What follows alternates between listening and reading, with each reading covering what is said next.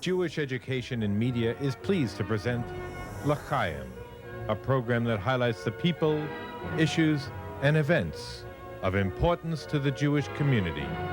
Now here is your host, Rabbi Mark Golub.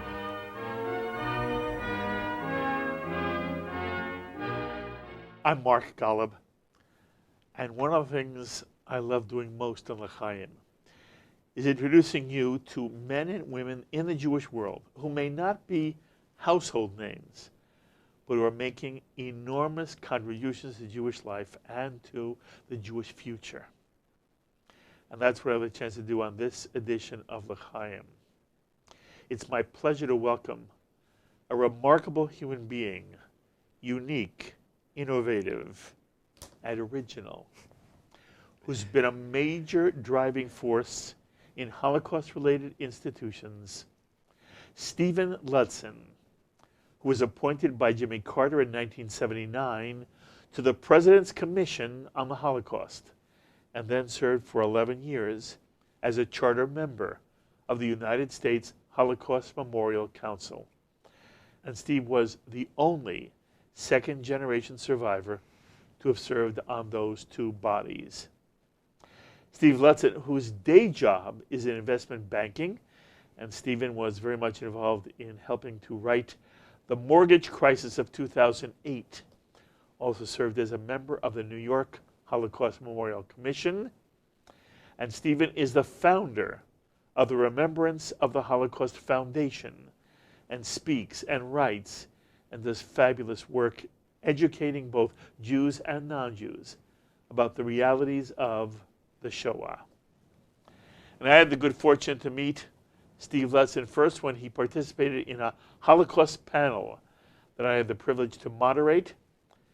And best of all, Stephen is a most lovely and committed Jew, and it's an honor having you at this table. Thank you for joining us. Thank you, Mark.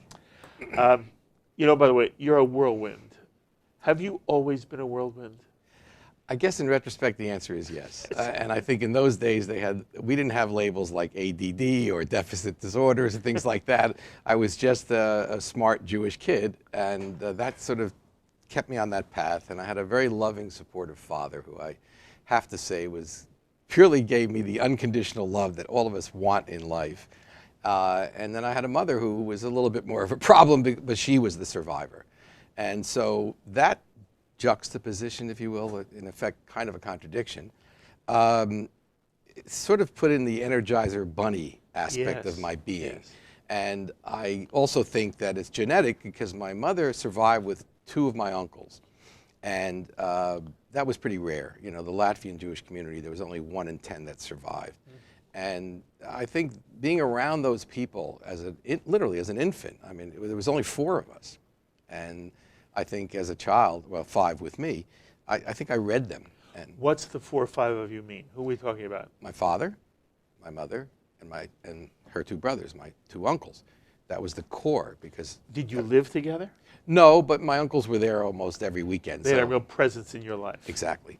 Where did you grow up? I grew up in Clifton, New Jersey. Okay. And your mother's name was? Sonia. And your father? Sam. Sonia is the survivor. Correct. By the way, Sam came to America. It's an interesting story. Tell that. How did your father come to America? In 1939, in June, he came to see the World's Fair in New York, which literally saved his life. Because? Well, because the Nazis ultimately invaded Latvia in 1941 in November, and he couldn't go home because the war broke out in September. And I went back with him twice to Latvia, and it was extraordinary. But the perspective was such that I realized just how much courage it took for him to come here. But he was in university. He was actually in law school in Riga, which was pretty extraordinary. Really? Because the name Ludsin apparently was not so overtly Jewish because the anti-Semitism there wasn't covert, it was overt. But he managed to be in law school. And so he came here and couldn't go home and served in the army. And roughly how old was he when he came here? I want to say around 23. Something like that. Yeah, He came alone to see the World's Fair? Yes. In Flushing? Yes. Yes. Okay. Yeah. So here he is in the World's Fair. Now, he would have gone back But could not. had he been allowed to. Correct. And you're saying by luck, he couldn't, and it saved his life. Yes. What about the rest of his family? They were all killed. Yeah. I mean, I have a picture of the family, and it's an enormous energy for me. And we talk about being energized. You know, that's really what it is. A lot of it's that. It's that sense of connection to these people. And I'll tell you a beautiful story that really locked it in, as they say. But when I have the picture of these people who I never got to know, my grandfather predeceased the Holocaust, but my grandmother was killed. He had 5 brothers and sisters that were killed. One other brother survived. I'm sorry, he meaning? My father. So you had uncles who were killed? That's right, and aunts. And of course, I never knew any of them, obviously, but their picture really is powerful. I have it on my mantle, and just having a picture of the family that was annihilated in the Holocaust is extraordinary. And one other brother survived because he went to what was then Palestine. But the story I love to tell, 2 parts. In 1984, we went to Riga. My grandfather's music store was still open on the main street. And I have films of this. I had my video camera, and my father, who spoke Russian, Latvian, German, Yiddish, English. And we literally talked our way into the residence, which was right near where the store was. But it was really like the Twilight Zone, Mark. I mean, I have to tell you, all my life as a kid, you know, Friday night was Twilight Zone, you know, and there was always anomalous circumstances. This was real. It's also such that in 1979, I traveled with Elie Wiesel and the President's Commission to Auschwitz, Treblinka, and that was obviously extremely overwhelming. But when you go to places like Auschwitz or Treblinka, it's sort of, not to sound too economical or economics oriented, but it was very macro. It's huge numbers of people. It's unimaginable. It still is unimaginable to this day. But then you go to Latvia and you see the actual site where your family was killed. You see where they lived. You see where they were taken.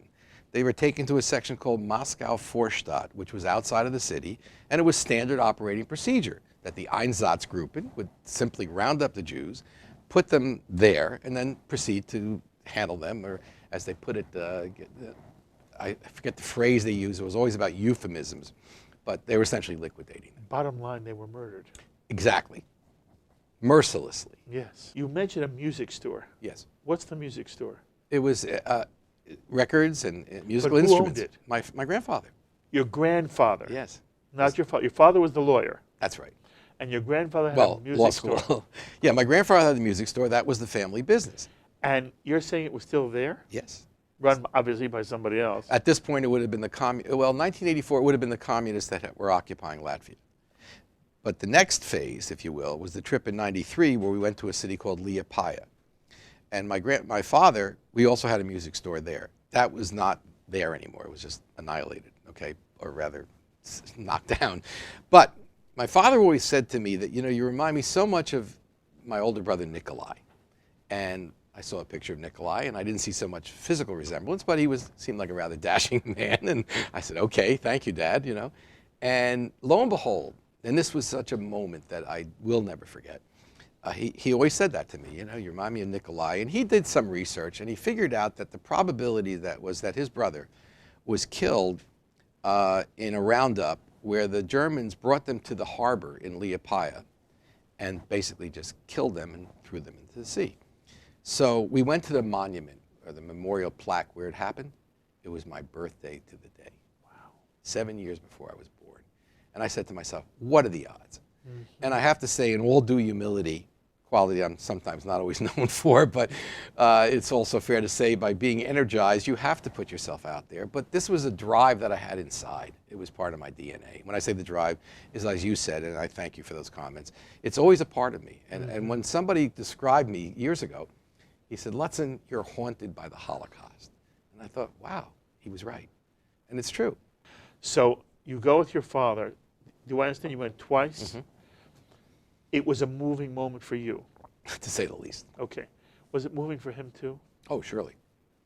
And I think that, first of all, my mother couldn't handle going. She was, psychologically. You say couldn't handle. She couldn't handle psychologically. No, she wouldn't want to. It would be psychologically difficult, and she really suffered a lot. And but your father wanted to go. He wanted to go because I think it was a sense of connectedness, if you will. It was also coming with his son. Yes, was he there to show you? Yes, absolutely. Isn't that lovely? It's extraordinary.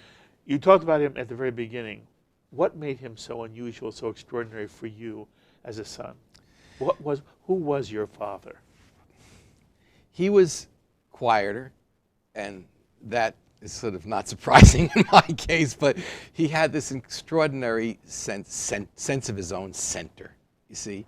And he was less demonstrative, but he was so protective and so guiding. And so, as I said, if I ever write a book, it will be dedicated to my father. Was he wise? Very wise. In fact, a gentleman who was a survivor, was a brother of somebody that my father was friendly with, was sort of a combination. And I met this man out in California. I stayed at their home. And he was introduced, and I was introduced to the uncle, who was a survivor. And he had met my father. He said, your father was the shrewdest man I ever met. Shrewdest. Yeah. And I thought to myself, well, shrewd can be kind of a tough word. But the shrewdness really was the wisdom. Yes. And the wisdom was his sense that, in effect, he had no choice. He had to start over here. He managed to do it. How? I think a lot through sheer will. What did he do? He built a little product called a buffing wheel. I mean, you can't invent these stories, you see?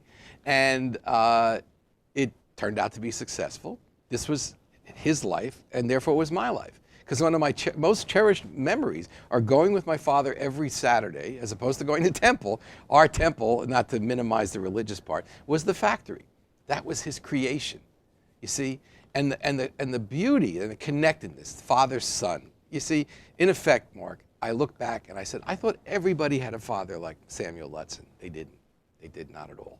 You're very lucky. Oh, extraordinary. Extraordinary in a way that every day, and this is actually very beautiful, I say a prayer for him every day. Do you? Yes. He's actually, just last Friday was 20 years since he passed away. And that changed my life in a lot of ways. When he died, it changed your life? Yes. Because? Well, because we were really not just father-son. In some ways, we were partners. He respected my brain. We complemented each other in a way that was just extraordinary. And he got a kick out of it. And he also lived through me vicariously, And it's funny because they wrote about Elisha Wiesel recently, and that he wanted to, I think, have a catch with his father. This is Ellie's son. Right. And I of course knew Ellie, and I remember one day asking my father, Dad, can we just play catch? That was a traditional American thing to do in the backyard. He said, Stephen, we didn't play catch in Latvia, maybe soccer. And in the 50s, as you know, nobody played soccer. But that wasn't the thought. The thought was he was the kind of father that really, in some ways, he was like the movie Life is Beautiful, that he wanted to sacrifice and for me. And he became more successful. As I got older, he became more successful. So we started out in a garden apartment in Clifton. By the time I'm 5 years old, we made it to a nice middle class, split level, very lovely. And then by the time I'm a teenager, we made it to a nicer neighborhood next to Montclair. So to me, being Jewish was a source of pride. In other words, it meant you were the smarter kid, you were the wealthier kid. Again, and this is not bragging.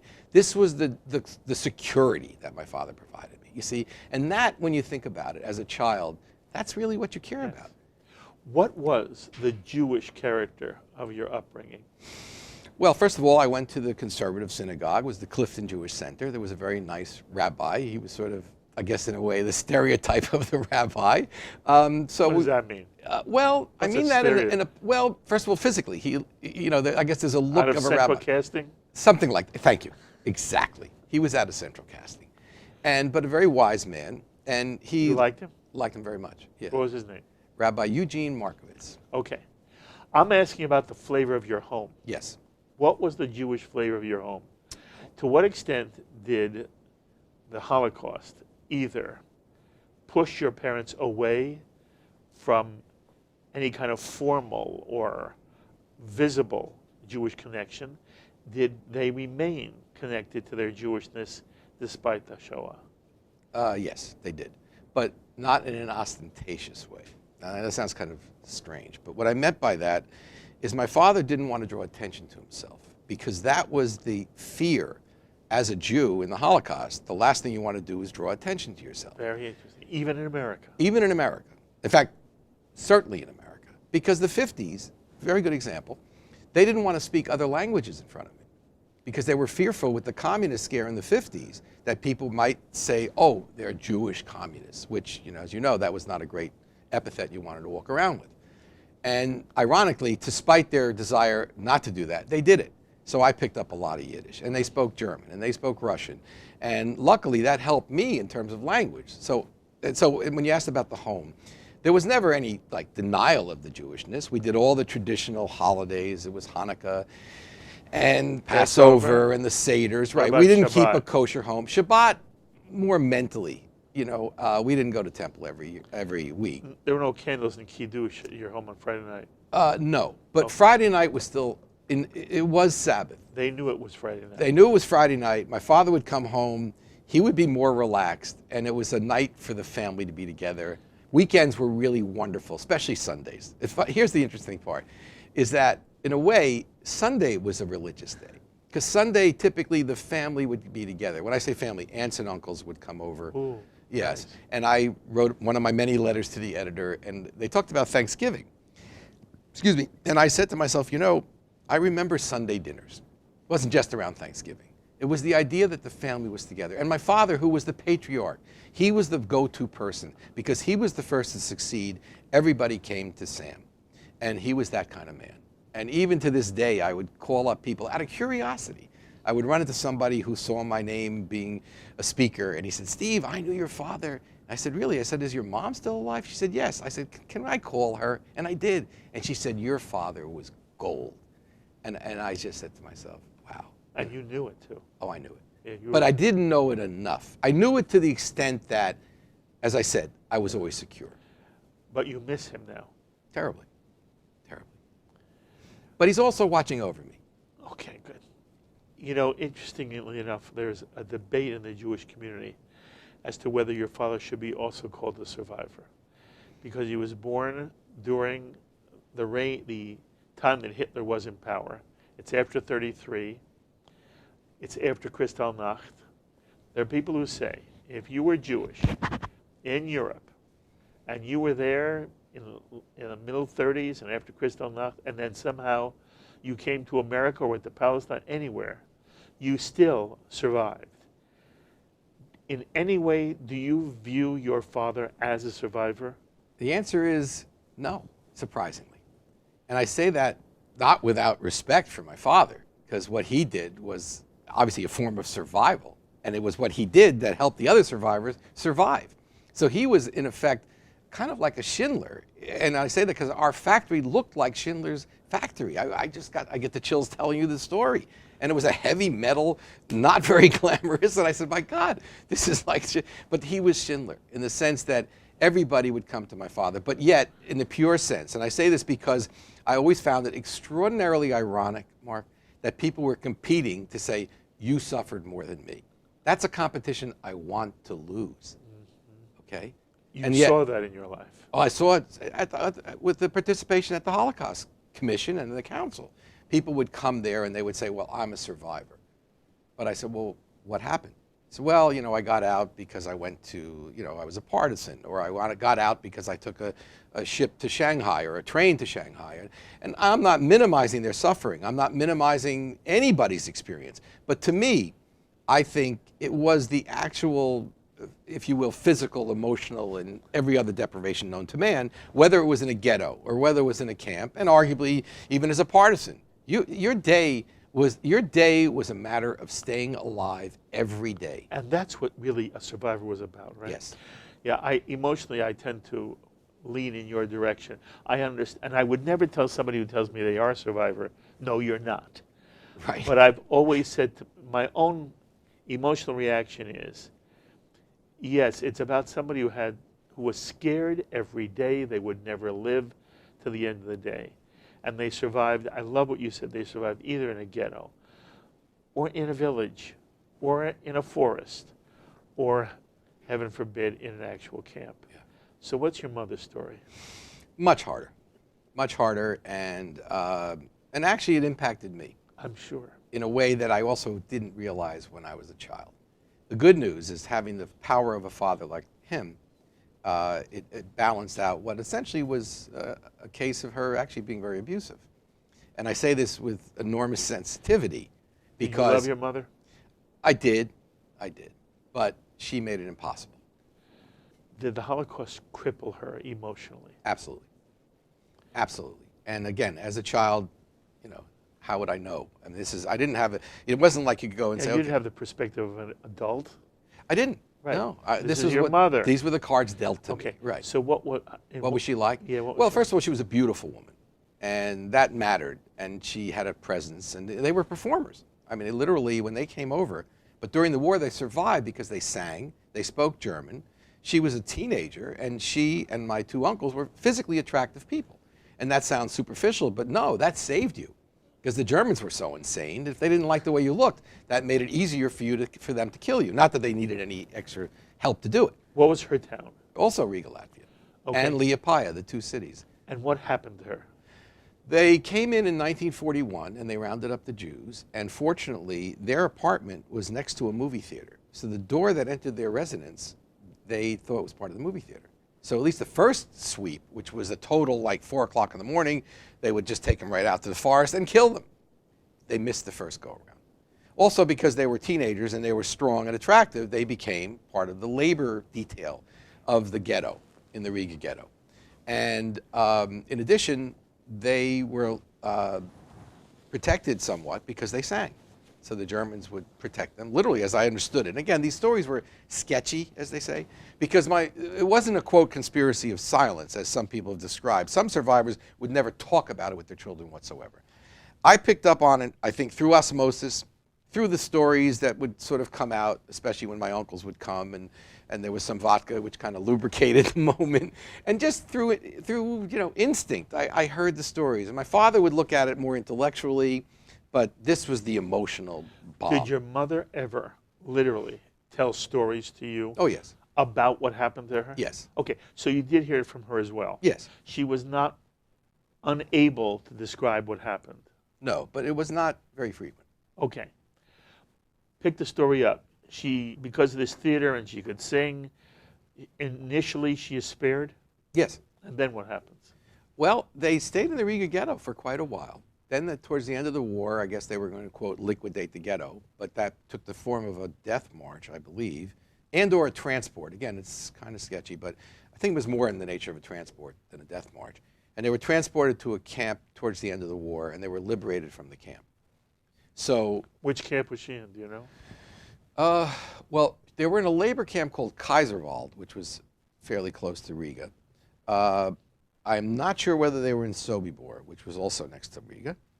And then towards the end of the war, they were in a camp, I believe, northern Poland. I want to say Stutthof.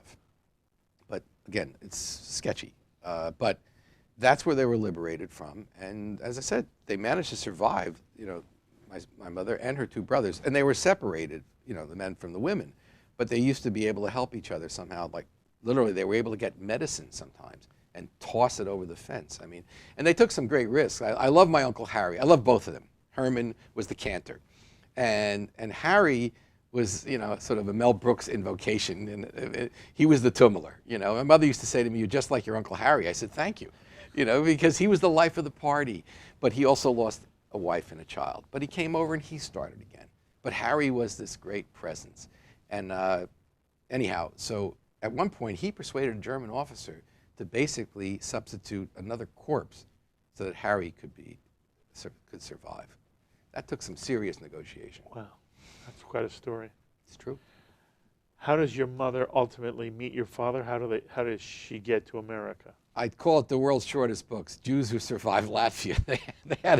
They had a gathering, and it was like anything, you come to a new world, and what do? You reach out to people with whom you have an affinity, which I do to this day. Whenever I travel any place, I look up somebody I know. And as you saw in part of my background, I was affiliated with the Bloomberg system for years. And one of the best parts about that was that I had an introduction from Mr. Bloomberg, who I'd worked with at Solomon. I don't want to run ahead, but the simple truth was this. Everywhere I went, I would go to the Bloomberg office, so that was my affinity, you see. In the case of my father, he had friends that he knew, and they said there's a gathering, and that's when he saw my mother. They knew each other's families. They didn't know each other, and that's where they connected. Was it a good marriage or a hard marriage? Hard marriage. Hard marriage. Yeah. How would you describe, you were a child, living with parents, you always love your mother and your father, but you also know how hard it is. What was it like for you? 1958, I keep a diary. Okay, I'm a kid, and it was fun. I just went to Florida for the first time, and my life was really the same, but much more elementary. I went to school, I got all A's. I went to Hebrew school, I got all olives, I guess. I came home, Uncle Harry came over, I signed up for Little League. I mean, it was pure Americana. It could have been Norman Rockwell, but it wasn't. Because on May 6th, 1958, my mother was hostile towards me and favored my sister, and that's okay. That's kind of the dichotomy, you know. But this was a moment that I forgot about, luckily, because I think it's also true that I repressed a lot of the things that she did that were very disruptive. But this was sort of classic, because I've started writing a book about my life, and I started with the diary in 1958, which I still have. Anyhow, I come home from school, the last line, I stopped writing the diary that day. Why? Because my mother changed my room around without telling me. Now, that doesn't sound like much as an adult, but when you're a kid, your life is your room. That's it. You're 10 years old. And if she could have just told me, and I come home, I said, excuse me, what happened? I said, well, you're in the other room. I said, oh, which was a less luxurious room. I had 2 windows in the old room, and I had 1 window in the front room, and it was smaller. And so I went to my father, I said, Dad, he said, don't worry, we'll handle it. So in other words, that was the beginning, and I didn't know it. Why did she do it? I think there was an envy that I had such a secure life, that I wasn't suffering. You know, it sounds perverse, but that's what was going on. There was an envy of the fact that here I am in America with a successful father, with a beautiful home, with everything that one could want as I got older. I mean, I flash back when I had the mumps. My father went out and he bought me a train set. And this generator, I could have probably run the Long Island Railroad with this generator, you know, because he just bought it. That was him. He always wanted to make you happy, and he always did. But my mother was the other way. My mother was depressed. My mother was taking what was then amphetamines, but they were prescribed for her because she suffered because of hunger. And essentially, in retrospect, I realized, look, she suffered from depression. And one of the things that was written as a Children of the Holocaust, a book by Helen Epstein, and she said that, I think it was she who said it, that the children of the Holocaust survivors were parents to their parents. And that was definitely true. I was the one that they put everything on my shoulders. And therefore, as Jimmy Carter said, you know, God gives burdens. Well, Jimmy Carter said, he quoted the Bible, God gives burdens and God gives shoulders. And frankly, that's why I started to lift weight, because I wanted to be able to fight back, including my own mother, who used to hit me with a shoe. I said, go ahead, knock yourself out, you know. But the point is that she made the home physically comfortable, but it was in the air. And unfortunately, she deteriorated over time. So that by the time my sister left for college, then she really lost it. Because she didn't have that daughter in the house. She was alone. And that was pain. Your sister was older than you? Younger. Younger? Yes. But so you had already left the house? That's right. I went to Cornell, great school. But my friend reminded me. I remembered every Sunday at Cornell, I would have to mediate my parents' bad marriage. Okay? Because my father matured. He was a worldly person. My mother suffered. They didn't have all those other things in common. But he was also very protective and giving of her, too. Because he wasn't a survivor, but he had survivor guilt. Mm-hmm. Survivor guilt? Yes. What is survivor guilt? Survivor guilt is that I made it. How did that happen? Why did it happen? I lost 5 brothers and sisters, and my mother he lost more people. My mother lost her mother and father, and I think a brother and a sister, so that was horrible, too. But I believe that he felt that it was his obligation to protect everybody, but particularly his family. And so, anyhow, survivor guilt is what motivated him. But I think that was his heart. You know, that was that was the kind of person he was. But my mother really was trouble. And I and I have to say that I did pay a price because, and again, this was a difficult letter for me to write. I've written many, as you know, 300, half about the Holocaust, or no, sorry, half in the New York Times, and most of the beginning letters were about the Holocaust. And it was only recently that I said, you know, I don't want to be a naysayer or controversial, but it's important for children of survivors that people understand that we were abused and that, you know, it was something that you lived with. And again, I look back and I say, but for the grace of God, I was born in 1948. That's not far from when I could have been born in 41. And I could have maybe been a child survivor that made it through it, but that's not what happened. And I look at that in sort of the kind of worldview and realize, wow, look how lucky you were. There were times in your life when you were angry at your mother. Oh, yeah. Have you been able to forgive her? Not entirely. And the reason I say that is not without thinking about it, is that unfortunately she imparted her, combative attitude to my younger sister. That turned out to be a real disaster for me, okay? Now, I don't want to get embroiled in discussions of, fighting over the legacy, but you read about the Kushner family, right? And look at this insanity of that. That was a Holocaust survivor, enormously successful. And they got so combative as siblings that there was that whole ultimately horrible experience that ended up putting his father in jail, his father being Charles Kushner, Jared Kushner's father, right? And I'm not going to get embroiled in Trumpian politics, but it's the atmosphere that children of survivors and the survivor homes were very, very thorny. It was not Leave It to Beaver. It was not, was it Ozzie Nelson, and that was the interesting part in retrospect, or Father Knows Best, and all those stories, that's what you were watching. So it's the 50s, and you're saying, wow, that's pretty good. And you try to replicate that, but it wasn't always a success. But when I say, do I forgive her? I was the one who helped her write her story. I was the one who had to get her into Payne Whitney. I was the one who made sure that, somehow she was taken care of.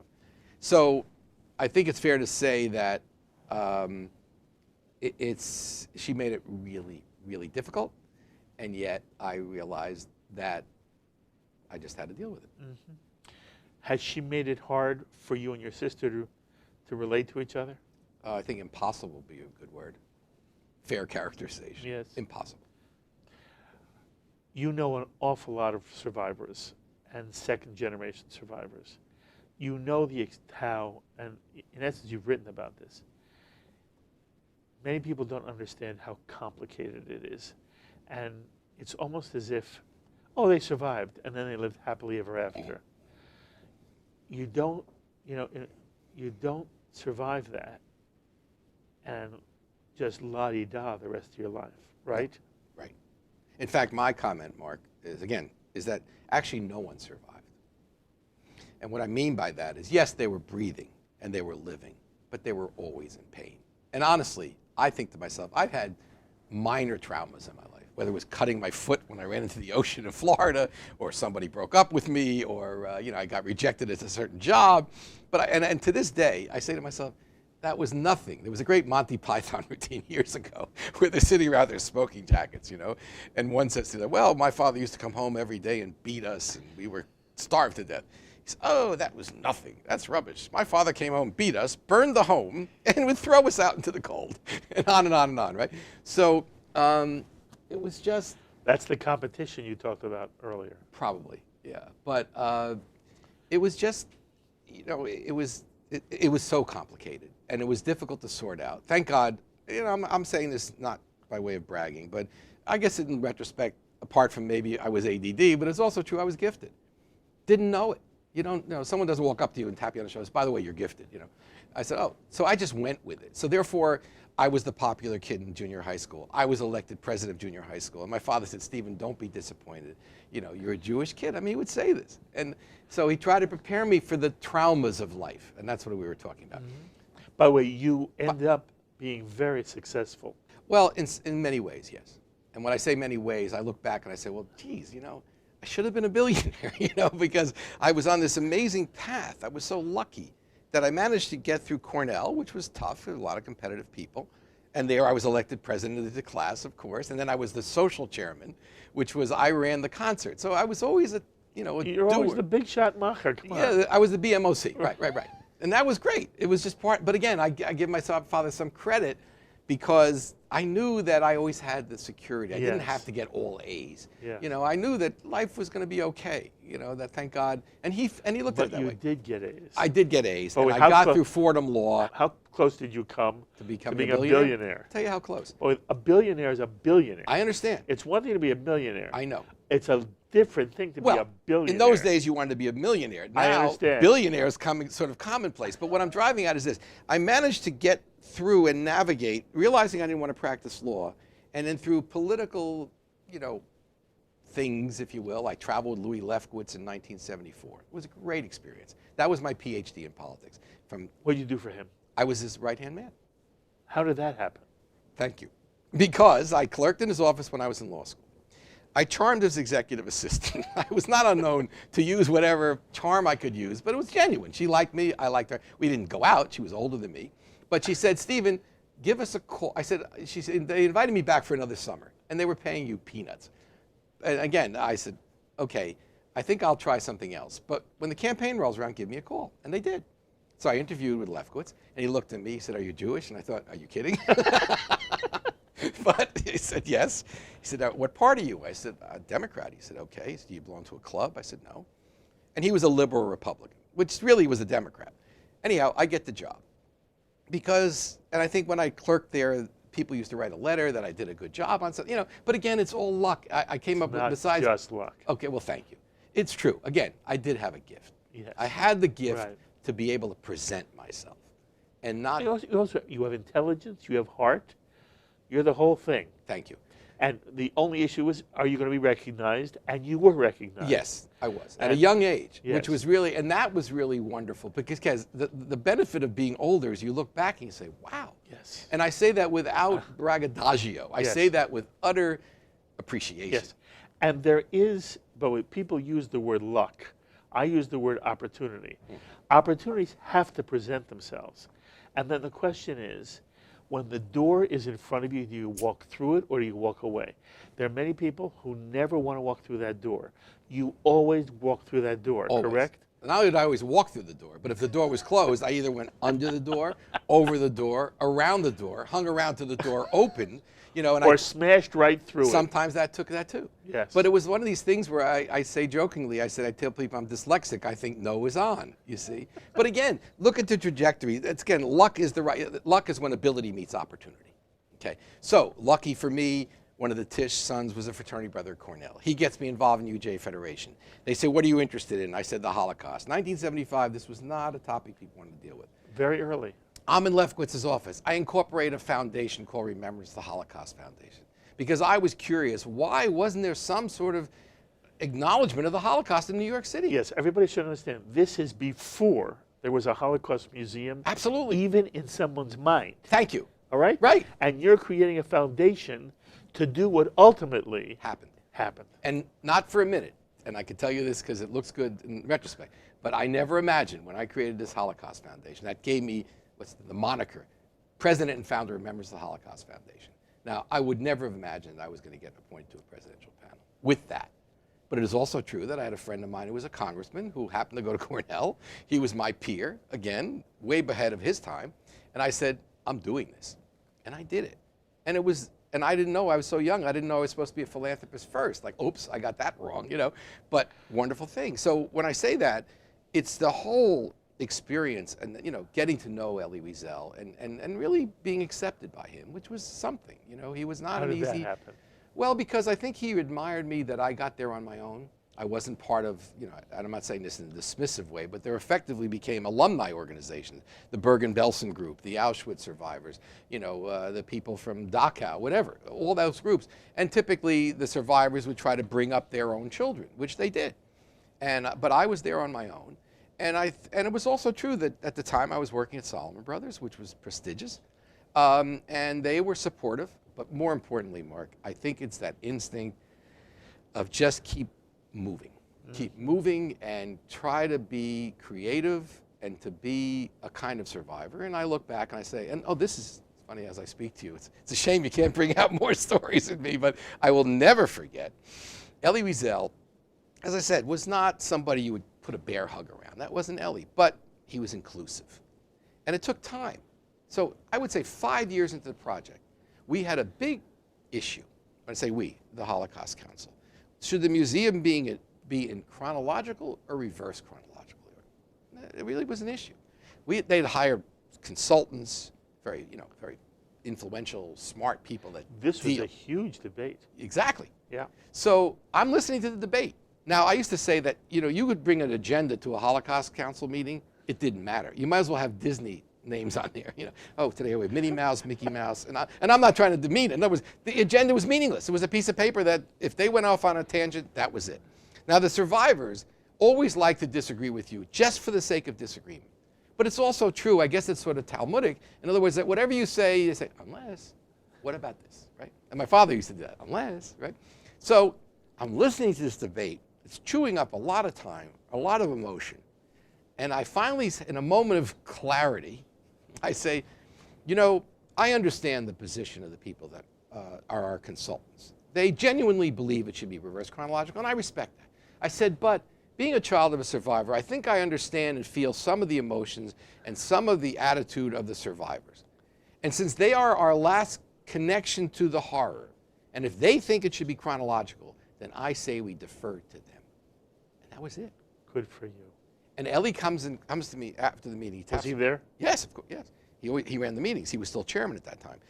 Anyhow, he comes to me, taps me on the shoulder, says, Steve, give me a call when you come to New York. Let's get together. And that was kind of a breakthrough, It's like, okay. So I went to meet with him. And I said, Ellie, if I put as much time and effort into making money as I have to being involved with the Holocaust Council, I'd be a very wealthy man.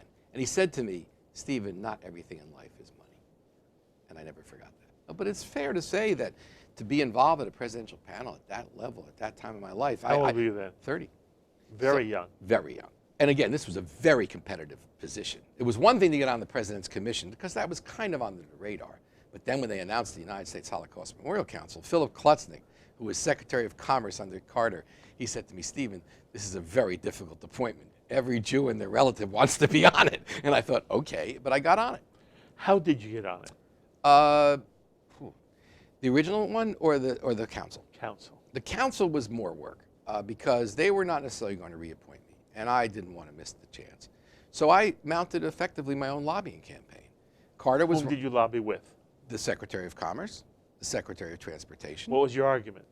I said I was the only child of a survivor on the original panel. This is meaningful to me. I served with in a dedicated way. I bring something to the table, not just a law degree, not just an Ivy League education, not just working at Solomon Brothers. I bring my heart, I bring my soul, and I want to be part of this. It must have been a wonderful experience. Was it also an exasperating experience? Oh, sure. When you say the experience of getting appointed or the experience of being on the council? Being on the council. Oh, yeah. Oh, it was What extraordinary. were some of the exasperations? Well, Because, by the way, it met for a period of years, right? oh, yeah. Before there was a museum. Oh, absolutely. Right? What were the obstacles? What were the issues? You went to meetings and you come out frustrated because? Well, first of all, people really didn't know what form was it going to take? What were we going to build? Was it going to be just a monument or was it going to be a, quote, living memorial? It became a living memorial. Was it just educational? Was it going to be only the Jewish story or was it going to be others? And what about that question? Would it That only be the question- Jewish story? That question was answered as only Elie Wiesel could answer it. And he simply said, although all victims weren't Jews, all Jews were victims. And that goes a little bit to the idea that, no one is trying to dismiss the other suffering, and obviously the Nazis singled out a lot of groups, but the Jews were really at the top of the list. Of course. So by virtue of that, the understanding was, look, this is what happened to us. We're not going to minimize it. They had an Armenian member of the community because Hitler was famous for saying, no one remembers the Armenians, right? And there was Polish Catholics, and I don't think there was a member of the gay community. But in any event, there were the Gypsies community was represented. So When you went to a meeting, how many people were around the table? I would say a good 40 people just at the table, and then you had the periphery of press, That's a huge staff. table. Oh, it was a big table. Yeah, we would meet in a hotel, be like kind of a U-shaped table. Elie Wiesel would be at the front, and then people would be around. You had Did a placard. things get done at those meetings? Good question. Sometimes.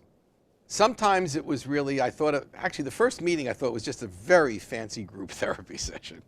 And I didn't go to too many of those, but I said, this is pretty much what it's like, right? I will never forget it. We started in the morning and everybody spoke a little bit about why they were involved with the President's Commission? What was it about their background that made them feel part of this? And so I listened to everybody, and then we broke for lunch, and they had what I call the A team and the B team. Technically, there was the President's Commission on the Holocaust, and there was something called the Advisory Board. So I was on the Advisory Board, but it was all under the rubric of President's Commission on the Holocaust. So in any event, it was all over. And I said, wow, it's February, it's a cold day. What do I do from here? And luckily, Rabbi Gottschalk, who was a Reform rabbi and out of Cincinnati, and he and his wife, and I just kind of went over to them. They said, Steve, do you have any plans now? I said, no, actually I don't. So why don't you join us for dinner? And I'm so grateful, Mark, because he was a lovely man and she was lovely. But more importantly, it was a way to transition, because you can't be in a room like that all day long, dealing with an issue that was huge. I hate to use that word in the current climate. It was beyond comprehension. You know, it's sort of, as they say, it kind of makes your head explode, as the expression goes. And then I was still able to, you know, transition, and then from there on in, well, actually it started before, but certainly from there on in, then you knew this was a mission, and you had a sense of mission. Mm-hmm. At some point, do you realize something very wonderful is going to come out of this? Yes. And then one day, there is a museum. Yes. And it opens. Yes. Were you there? Yes. What was that like? Exciting. Extraordinary. What makes you most proud about the way the museum ultimately is structured, and what makes you most proud about its existence? Okay, part one. The way it's structured is extraordinary, because a lot went into that. IMP, the architecture plan, Jim Freed was the one who really did it. He was at Kristallnacht, a wonderful man. And he was masterful at creating what really were allusions, not illusions, allusions to a concentration camp. So you walk into that big area in the middle, and there's that crossing and the bricks and then the ghetto walk across. I mean, wow. And you walk through that museum and you are going through the Holocaust. Yes. The space narrows. No, you're not going through the Holocaust, but there's a taste of it. Exactly. That you'll get nowhere else. Right. You walk through, and that's actually what Ellie would say. We want people to come through and come out as a different person. And that's what happens. You're proud of that, aren't you? Very proud of it. And I sometimes say it happened in spite of the people that were involved, not to be cruel, but because doubt it. The combativeness. It's called life. It's just life. Right. But these people were so intense, and sometimes I say to people, these guys made me look mellow, and I'm not mellow. But they would literally, you could see that some of these guys literally probably didn't sleep some nights because they were so agitated, as they should have been. Over issues. Over issues. Give me one more. What's an issue that?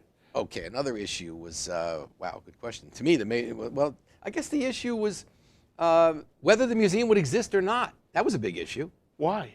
Thank you. Interesting. It's political. Reagan came to power, okay? And I'm not casting aspersions on Reagan, but there was some sense that the Reagan Republican group, they were very conservative guys from California, not that Jewish-minded. I'm not suggesting they were not, not saying they're anti-Semitic, but there was some sense that whether this museum should really be on the mall. That started to get out into the public arena. But luckily, we survived. So we got through 8 years of Reagan, 4 years of Bush. The museum opened when Clinton was elected. I couldn't have asked for a more exciting moment. Now, I went to the Erev party the night before at the White House. And the next day, Bill was there. And I walked up to him. I said, Mr. President, I'm so glad that you're the president on the opening day of this museum. Because candidly, I don't think there was a visceral feeling about the Holocaust. Reagan more so than Bush, I think. And I'm not, again, being mean to George Bush. I mean, George Bush was obviously, everybody cares about the Holocaust. Reagan, thank God for his Hollywood experience, he kind of understood the Jewish mentality, I think more than a George Bush. But regardless, Bill was elected, the museum opened, and even the museum opening was so extraordinary. There was every bit of weather pattern happening within 2 hours. You had hail, I think, rain, maybe a touch of snow. The sun opened, the clouds closed. It was wild. And it was as if God was saying, this is a very important place. And for many, many years, Mark, I would take it upon myself, and even to this day, I would always go to the museum, because every time you walk through, it changes me. I see something different. I see it with different eyes. And sometimes it's those little moments, the little pictures. Does it bring you any closer to your mother when you go through the museum? Oh, sure. Yeah, I'm a pretty emotional guy, in case you couldn't tell. Of course it does. Of course I have empathy, Rahmanis, I mean, of course. And interestingly, that was why I was able to help her. You see, all along, I knew, and my father said, look, Lazim gain, that was overlook it. And I did. I did most of my life, you see. And so whatever it was that I was pretty good, and I guess this is another gift. I'm pretty good at making people who feel bad feel better. And part of that is because I was around someone like her all my life. I kind of know what you do. Part of it's distraction. Part of it is let's have a pizza. I mean, these sound like elementary things, but it's those simple pleasures that distract the person from the pain, okay? And for example, there was a woman that was interviewed who I didn't know, and she said, what would be your goal after the war? You asked, what did they have? She said, I just want to have a normal day. And I think, wow, isn't that so? You have to have perspective. And that, frankly, among other things, what does a museum do for me? It gives me perspective. Mm-hmm. It helps me see that wow, look what you didn't have to endure. When you look at the way in which the world is treating Jews now, whether it's in Western Europe or in some way, and I'm not suggesting the BDS movement is a modern expression of the diabolical evil that was Nazi Germany. But I once thought anti-Semitism was dead and buried, especially in Western Europe. And I see it isn't. I know you've given these things thought. As you look at the world today, as you look at the way the world looks at the Jew today, what do you fear? What do you think is an overreaction? How do you, at the moment, evaluate where the Jewish community is vis-a-vis the rest of the world? Okay. Short answer. Well, I think one of the most telling experiences for me when I went to Poland for the first time on that trip, I always talk about that because let's face it, when I was a kid, I thought there was an Iron Curtain. I got there, so guess what? There's no Iron Curtain. That was a speech. It's a metaphor. Thank you. So, but nevertheless, I looked around and I said, the Jews are an extinct species. That's what they did in Europe. To me, the Jews are an extinct species, not only in Europe, but certainly in the Baltics, in Russia. And I think to myself, how amazing. They're extinct and they still hate them. What an extraordinary feat, in a way. How do you hate someone who's not even there anymore? They're not even around, okay? So the answer is, obviously, there's something ingrained in the values or the culture, in the religions, in the teachings, that basically, they say, well, the Jews are bad. And they give various reasons. But I think clearly things are better because when I was a kid, there was overt anti-Semitism. I mean, not only as a kid, a kid called me Jew, and I used to say, okay, I got to lift weights so I could kill the kid, and I learned how to fight back. But more importantly, Jews couldn't get certain jobs. I mean, it wasn't even, so my father's relative, who I think was a Rabinowitz, became a Roberts, at last name, because then he wasn't going to experience the anti-Semitism. It was like that movie, Gregory Peck, Gentleman's Agreement, and it still exists, but it's not like it was. And I like, the political correctness, which, by the way, is now evaporating. That's the danger. Even if it's... What's the danger? Of political correctness being considered passé. Now, you got to man up, or whatever expression is. They describe, when I say they, the right wing now, with Trump, have come to a position of power. They have allowed people whose voices were really basically kept in the gutter to emerge. So that's dangerous. And I told you when I think we spoke at the Doc album event, that I'm not saying the Holocaust is going to occur. What I am saying is I feel as if I'm one of the canaries in the coal mine. Because of my background, I see an early warning system. It's unmistakable. When you single out the members of the media and say that's the enemy of the people, excuse me? Right. And even recently with the Montana congressman who said the liberal journalist, who coincidentally is Ben Jacobson or whatever his name is, who's a Jew. What's the media in the eyes of these people, even though it's Jews? So what I'm saying is that the situation is much better. People come to be in positions that would have not been possible, even in my own lifetime. And not just Jews, but the fact that we had a black president, it was breathtaking, breathtaking. To this day, I got the chills. So, wow. And also, we had a Jewish vice presidential candidate, Joe Lieberman. That's pretty amazing, because technically he would be a heartbeat away. And there are people who look at Bernie Sanders. I mean, talk about if you were to write a script, here is the least likely potential successful presidential candidate. He's a Jew socialist from Vermont who grew up in Brooklyn. Oh yeah, fat chance. Versus, let's say, John Glenn, who on paper was a hero, an astronaut, a Marine, and a great man and very nice man. I had the pleasure of meeting him. You know, that was a good, and he still didn't win, but nevertheless, that was more likely. But here you had Bernie, and he got pretty far. God bless him. And he still might get far. But my premise is this. You now have at least 10 senators that are Jewish. You have congressmen that are Jewish. You have Jews that are occupying positions of power. But that doesn't mean that it's going to be here forever. The Jews occupied positions of power in Germany. No one imagined. I fought for my country. And they were part of the elite. They were part of all the professions. And then Hitler said, no, you're not. You don't have a right to exist. So I guess in sum, I am very strong about constitutional rights. I'm glad I have the law degree, so I know when I can assert them. And I really believe that idea of keeping the flame of remembrance burning, that is a non-negotiable obligation. And as the saying goes, every time, what's the expression? Something to the effect of every time every time a person forgets he's a Jew, a Gentile will remind them. That's from Joseph Heller. It's a great story. It's true. You're out of this world. I'm so lucky to now be in your world and you're in mine. Back at you. Thank you for this. This is only chapter 1, right? You said so. Whenever you're ready. We'll come back again and just continue. Well, I used to say I can't have my own talk show because no one would have a chance to talk. You always come here and talk all you want. Anytime. The thoughts of Steve Ludsin, founder of the Remembrance of the Holocaust Foundation, and for 11 years he served as a charter member of the United States Holocaust Memorial Council. And as you can tell, he is an extraordinary soul with extraordinary insights, and I hope you've enjoyed meeting him.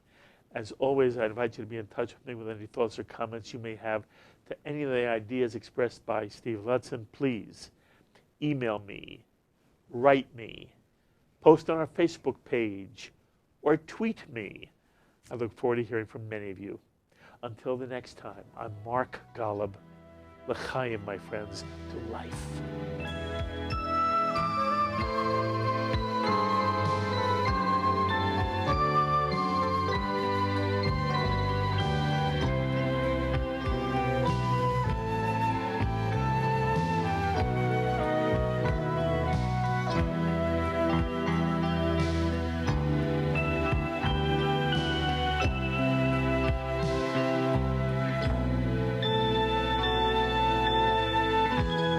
L'chaim is a presentation of Jewish education in media. We would be pleased to send a complimentary DVD of this program to anyone who wishes to support JBS, the Jewish Broadcasting Service, with a tax-deductible gift of $36, double chai or more, to the nonprofit organization Jewish Education in Media. Simply visit the JBS homepage and click on the Donate button to make a donation by PayPal or your credit card. And please indicate the program for which you would like a DVD. Or you can send your tax-deductible check made out to Jem, Post Office Box 180, Riverdale Station, Bronx, New York 10471. And again, please remember to indicate which program you would like to receive with our compliments. And we thank you for your kind support.